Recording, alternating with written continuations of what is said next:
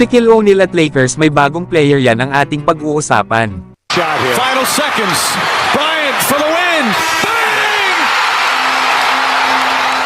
Shaquille O'Neal, inaasahan na itong Los Angeles Lakers ay hindi magkakaroon ng magandang simula ngayong season. Para kasi kay Shaq na kung isa nga daw siyang player na kung saan ay nakapaglaro na ng 7 to 8 years sa NBA. Tapos magkakaroon ka ng isang batang coach na alam mo na mas magaling ka pa kesa sa kanya. Ay para kay Shaq ay magkakaroon daw talaga dito ng level ng disrespectful. Pero ito daw sila LeBron at Anthony Davis ay maganda pa rin daw ang kanilang ipapakitang performance para mapanatili ang lahat sa naaayon. Dagdag pa ni Shaquille O'Neal na kung binibigyan mo nga daw ng respeto ang iyong coach ay pupunta ka doon at maglalaro ng matindi. Sinabi pa ni Shaq na noon daw ay naglaro na daw siya under kana Phil Jackson at Pat Riley. Lalo at alam daw ng mga ito kung ano ang kanilang sinasabi. Hindi daw katulad sa ibang mga coaches na may mga pagkakataon na hindi daw alam ni Shaq kung gagana ba daw ang mga ito sa isang kupunan. Yan nga mga idol ang mga sinabi ni Shaquille O'Neal para sa Los Angeles Lakers. Alam naman natin na dati nang naglaro si Shaq sa Purple and Gold, na kung saan ay nanalo nga ito dito ng 3 championship under sa coach na si Phil Jackson. Nanalo nga rin pala si Shaquille O'Neal ng isang championship sa Miami Heat noong ito ay na-trade dito. At ito naman ay under sa head coach na si Pat Riley. Ipinapaliwanag nga ni Shaq na noong naglalaro pa ito sa nasabing dalawang coaches, ay grabe daw talaga yung kanyang ipinapakitang performance, mapa-practice at actual game man yan. Lalo at legend at may mga napatunayan na kasi ang nasabing dalawang head coach.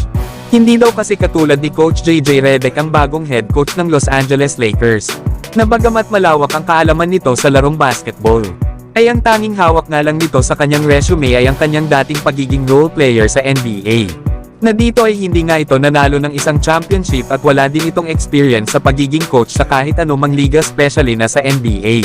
Pero mga idol, hindi pa naman nagsisimula ang regular season, ay may pagkakataon pa si JJ Redick na ayusin at ma-improve kung ano ba dapat ang gawin ng Lakers para sila ay maging contender team.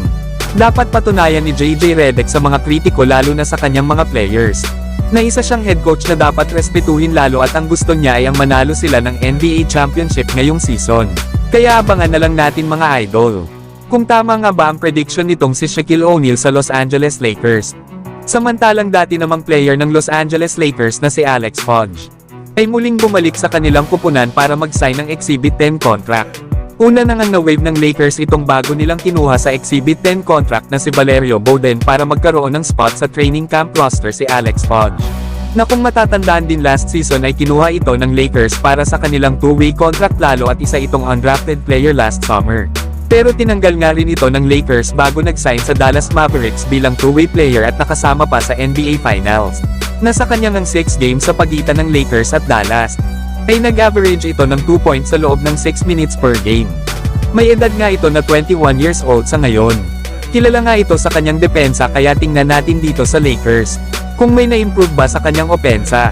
Pero kayo mga idol, ano ang masasabi nyo dito kay Alex Fogg?